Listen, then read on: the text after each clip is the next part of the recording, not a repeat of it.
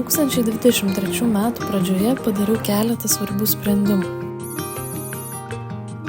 Palikau santykius, kuriuose nesijaučiau laiminga, pradėjau labiau rūpintis savimi, po truputį atsigręžti į vizualinę kūrybą bei bendrą kūrybą su kitais. Vyksta planavimas metų strategijos. Pajutė įkvėpimą ir suprato, kad nesilsėsim. Jaučiau savyje tiek daug kuriančios energijos, jog privalėjau ją kažkur įgalinti. Štai kad mes dirbame. Mes turim didelį planą. Tie planai vėliau kūrėsi ir transformavosi su eiga, tačiau juose jaučiau tiek daug džiaugsmo, bendra kūrybos ir svarbiausia įkvėpėčio buvimo kartu. Tuo metu dar nebuvo aišku, kaip save matau iš kūrėjos pusės, tačiau jaučiau, jog privalau šią savo pusę įgalinti. Ėmiau ieškoti būdų, kaip įveiklinti save per muziką ir vaizdą. Tyrinėjau save iki galo, nežinodama, kur tai nuves.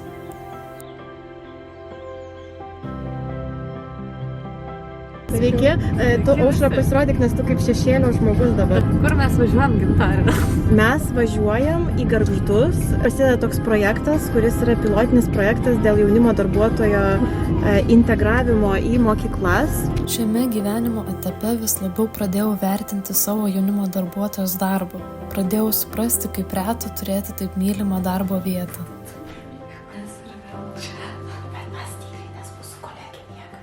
Tai mes esam jau Gargždų atviro jaunimo centro bendrabutyje savanorių, kuris yra kaip viešbutis. Turą parodysim, su snaigė supažindinsim. Rytoj. Bet jums tai gali būti už 5 minučių arba už minutės. Ai, ir dar žinot, ką aš jums parodysiu? Kaip tas daiktas vadinas, kur apšviečia veidą? Apšvietimas. Nu, tipo tas, kur apvalainas. Kam reikia tokių dalykų? Nu gerai, dabar gal suprantu, kam reikia. Gerai, viskas, reikia baigti. Viso gero. Tu tiesiog numetei mūsų mikrofoną. Gerai, viso gero. Mes labai geros blogerės, tikrai žiauriai profesionalius. Daugybė mano pasirinkimų gyvenime atėjo iš įkvėpimo. Būtent įkvėpimas sujungė ir mūsų kelius su Gintarė, už ką būsiu dėkinga visą likusį gyvenimą.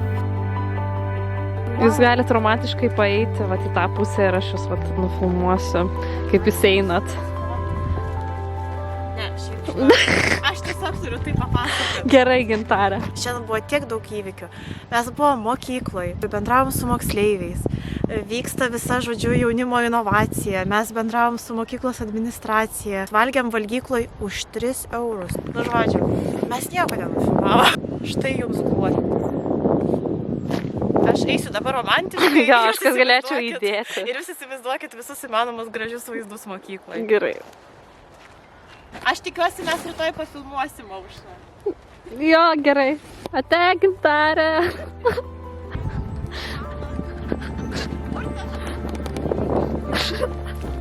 Buvimas tarp įkvepiančių žmonių, norinčių keisti ir kurti geresnį pasaulį, vis primena, kiek laimės galima patirti bendro kūryboje, kuri keičia kitų gyvenimus.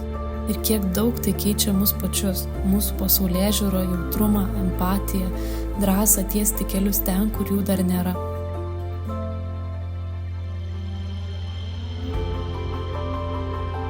Artėjant vasarai jaučiausi prisisėmusi tiek daug pozityvios energijos, kuris skleidėsi per visus kraštus.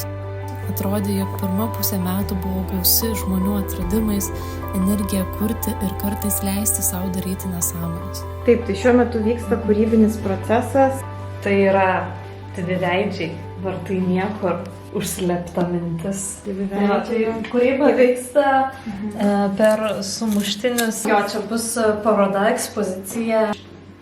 Atsiprašau, neliesiu meno kūrinio. Taip, čia yra liesti. O Dieve, gerai, mes šį kartą jau išsireflektavom. Mes buvom paspaudę mygtuką filmuoti, bet kažkodėl nenusifilmavo dalykai. Bet šiandien buvo magiška labai diena. Mes labai daug prisigalvojom, ne tik tai daryti plėsti toliau jaunimo darbuotojo mokykloje idėją Lietuvoje. Overloadina mano smegenis, kad man reikės dar biškį pareflektuoti. Aš labai kažkaip esu dėkinga už šitas 3 dienas, kažkaip labai daug įkvėpimo. Labai seniai iš tikrųjų nejaučiu tokio džiaugsmo ir įkvėpimo, tokio excitement. Aš labai džiaugiuosi irgi labai man buvo svarbus toks įkvepiantis 3 dienų kažkoks išsprogimas. Ta dalyką, kurį stengiausi savyje pakeisti, aš supratau, kad man nereikia to keisti. Aš esu visiškai žmonių žmogus. Aš kuriu per įsimylėjimo jausmą į žmonės, per bendrą kūrybą, per draugystę. Ir man nereikia taikyti kažkokios taisyklės apie atskirimą darbo nuo draugystės ar nuo ryšio. Jo, ir labai dėkingai jaučiuosi ir ačiū tau labai, Aušra, tikrai labai smagu kurti kartu. Taip, labai smagu. Wow, kaip saulė čia romantiškai šviečia.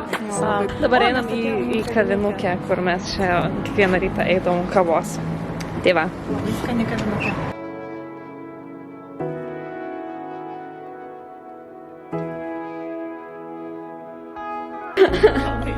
Gerai.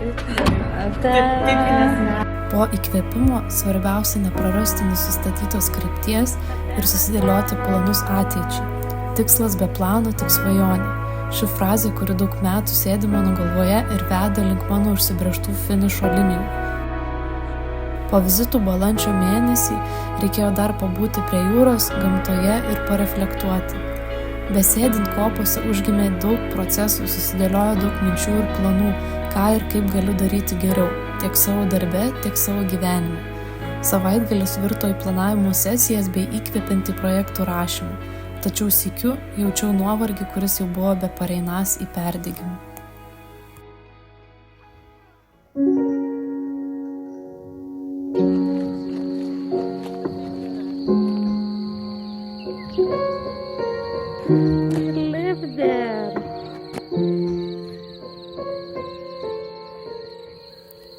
Turbūt laiku išvykau į mokymus jaunimo darbuotojams į Vengrijos slėnius. Tai tapo gydančia ir raminančia erdvė mokymusi, jėgų pasisėmimui ir paieškai gyvenimo klausimus. Su mokymuose psichogienos tema. Čia apie tokius vidinius resursus ir kaip juos palaikyti. Aš tiesiog nefokusuoju, turbūt dėl to, kad aš nesu šviesa. Kol kas jaučiu, kad labai veikia šita vieta ir kad labai daug pasisemti galima ramybės. Iš tikrųjų, kai išėjau į šitą kelią pasivaikščioti, galvojau, wow, aš visą laiką save ir įsivaizdavau, kad reikia išvažiuoti man kažkur į tokią vietą, kur vidury niekur ir kur nors tarp kalnų ir pabūt biškį vienai susikaupti su savo mintim, susidėlioti dalykus ir panašiai.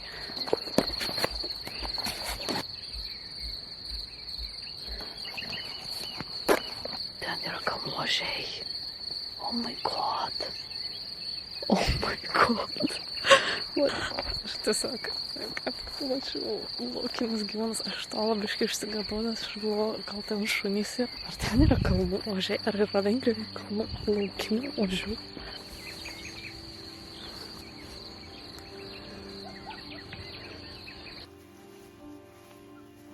Supratau, kaip gamta padeda man atsigauti visomis prasmėmis.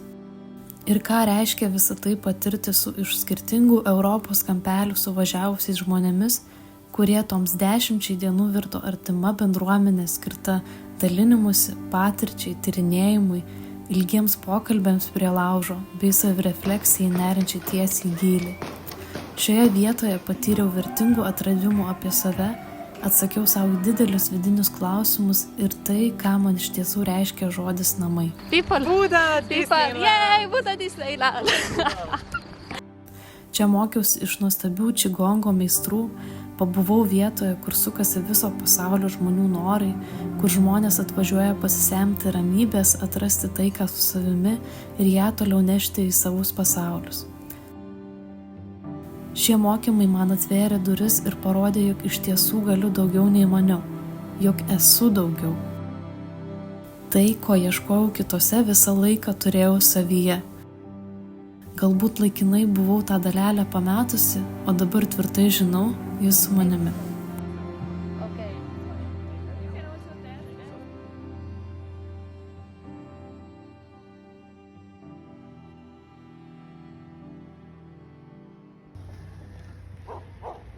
Tai tiesiog bus ir Rytai tapo mano vienu iš pokyčių, kurie virto įkvėpimu keltis ir susikurti dieną taip, kaip aš ją iš tiesų įsivaizduoju. Grįžusi pakeičiau savo rutiną ir pradėjau keltis prieš 6. Beveik kas rytą eidavau į už poros kilometrų esantį paplūdimį ir leisdavau laiką su savimi, ryto puslapiais, bei pilnu atsidavimu savo ir gamtai.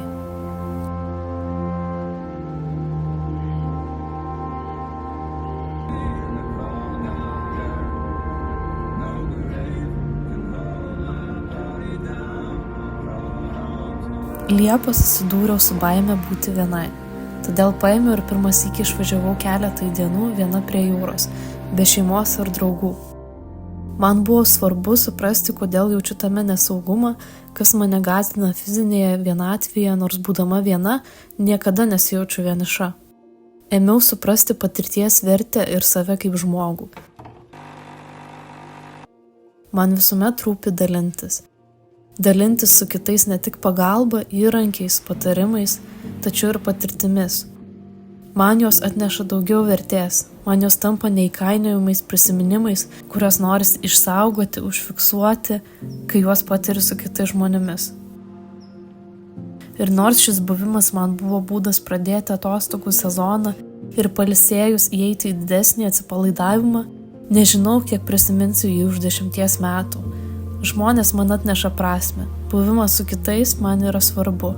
Tai žinutės, kurias pasėmiau už vasaros ir kurios tik išryškino tai, kas iki tol buvo svarbu.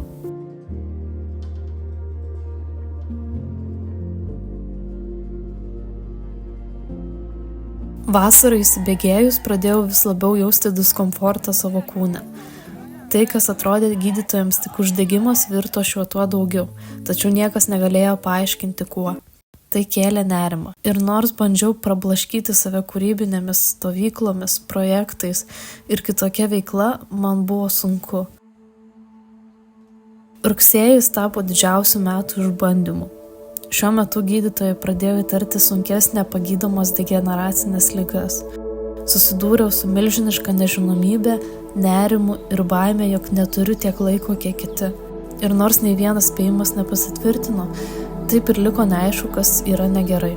Neleidau užsisidėti milžiniškame nerime ir kas rytą toliau brisdavau į šalto ežero vandenį.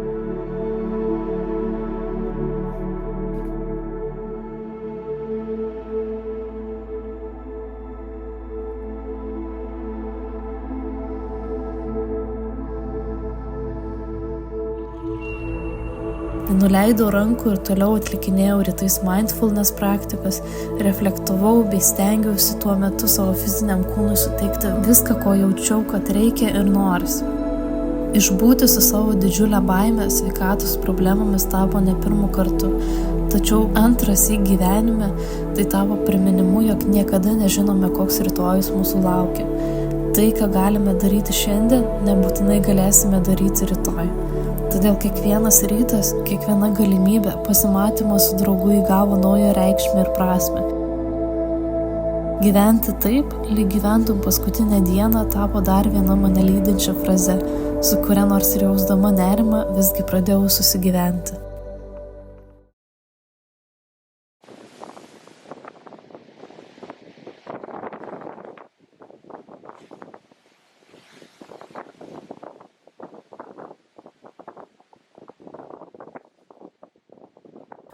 Azorų salos nutiko gana netikėtai. Galimybė sudalyvauti antrose psichogigienos mokymuose su tais pačiais čigongo meistrais išniro rugpjūčio mėnesį, kuriai aš iš karto pasirašiau. Galbūt norėjau vėl atrasti atsakymus į klausimus susijusius su sveikata, su gyvenimo tikslais, su vidiniu nerimu, tačiau tik supratau, jog ši kelionė tapo nesąmoningų sprendimų pabėgti nuo savęs ir kad visur ir visuomet vidinis disbalansas atseka iš paskos.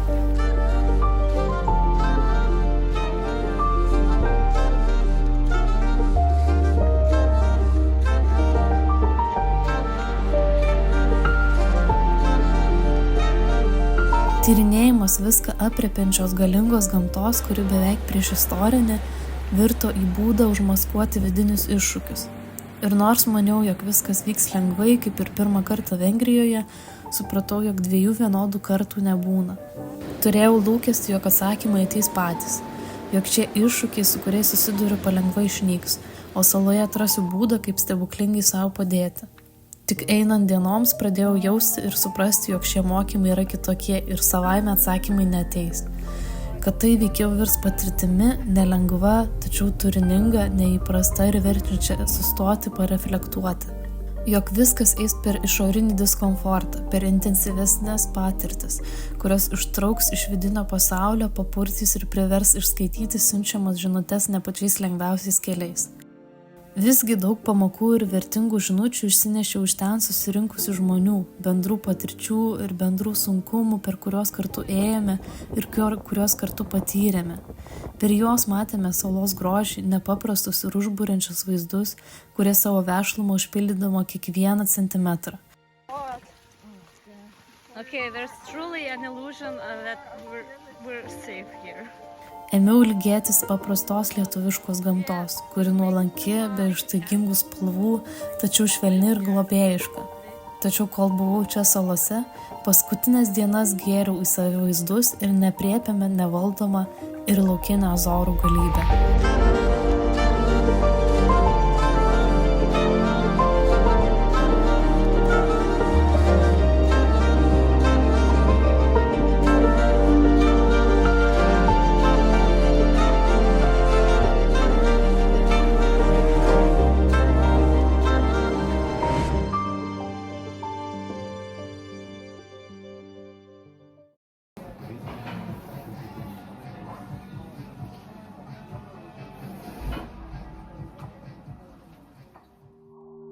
Grįžau į jau labai surudenėjusią Lietuvą ir į visus nebaigtus darbus.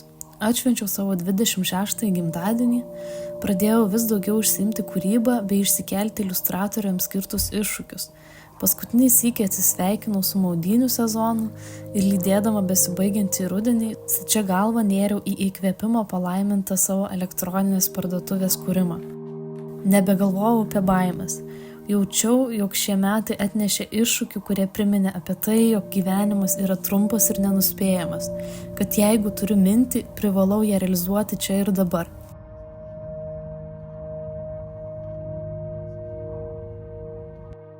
Ir nors reikėjo per save perlipti ir įtikinti, jog nebūsiu kritikuojama už tai, kaip atrodo mano kūryba, prieš viešinant savo parduotuvę pakovojau su savimi ir įveikiau paskutinį slenkstį, kuris skyrė mane ir mano svajonių įgyvendinimą. Ir už tai savo jaučiuosi be galo dėkinga. Atvirukai, kai kurie visai yra išparduoti, lipdukų irgi nebėra, originalų irgi kai kurių jau nebėra. Pagaliau pradėjau jausti, jog kūryba yra su manimi ir manyje ir tai, jog esu laiminga. Tai, kaip supratote, aš nepakeičiau savo gyvenimo drastiškai, nepersikėliau nei gyventi į kitą šalį, nei aš pakeičiau darbą arba savo išvaizdą, tačiau niekas turbūt neperteiks to, kokie milžiniški pokyčiai įvyko manyje. Man šie metai buvo apie susidūrimą su baimėmis bei jų įveikimą. Susidūriau su viskuo, kas mane anksčiau gąsdino. Su ligomis, su neapibrėžtumu, su verslo pradžia ir su nežinomu, ką tiksliai reikia daryti, netgi su vairovimu man svetimoje šalyje, kas kol nepabandžiau, man atrodė kaip misija neįmanoma. Aš priverčiau save perlipti per visas iki tol turėtas baimės ir pradėjau iš tikrųjų kurti. Dabar suprantu, apie ką man buvo metų pradžioje žinutė, kuri man vis eidavo, nugalėk savo baimės. Jaučiausi taip, lyg kažkas viduje būtų atsirakinę, lyg būtų nukritusios kažkokios sienos, ribojančios nuostatos. Jaučiuosi dabar laisvu ir energingu žmogumi, kuris kuria, tuo pačiu įkvepia save ir kitus. Ir aš jaučiu, jog tai keičia mane. Jaučiu, jog tai keičia mano gyvenimą ir kaip aš jį išnaudoju. Turiu nuojautą, jog išoriniai kitiems pastebimi pokyčiai dar tik laukia ir tikiu, jog ateinantys metai atneš jų daug, tačiau išorinės transformacijos visuomet prasideda nuo labai nedidelių, bet sąmoningų mūsų pasirinkimų. Nuo to, kaip anksti keliamės, kaip praleidžiu savo pirmas dienos valandas, kiek dažnai sąmoningai sustoju pagalvoti apie tai, Kaip vertinu savo fizinį kūną, kuris tiek daug padaro, kiek vertiname savo energiją ir kur ją nukreipiame, ar mes ją įgaliname, ar mes ją paleidžiame vėjais. Supratau, kaip svarbu gyventi kiekvieną akimirką ir kaip tai svarbu transliuoti kitiems. Nebijoti daryti drastiškų sprendimų, nebijoti eiti su pajutimu, kaip ir ką dabar daryti, leisti savo jausti įkvėpimą ir judėti į priekį. Sau ir kitiems noriu toliau palinkėti nepasiduoti, augti, kurti čia ir dabar. Ir jei jau kurį laiką niekaip neišpildai savo senos idėjos arba svajonės, tebūnie šitas video ženklas, tai gyventi 2024 metais. Linkiu gražios, kūrybingos, įkvepiančios ir pilnatviškos metų pradžios. Close your eyes, get out of your skin. All it is matters, let it in. If I could, I would be right here with you. In this world of ticking clocks, I hope I'm getting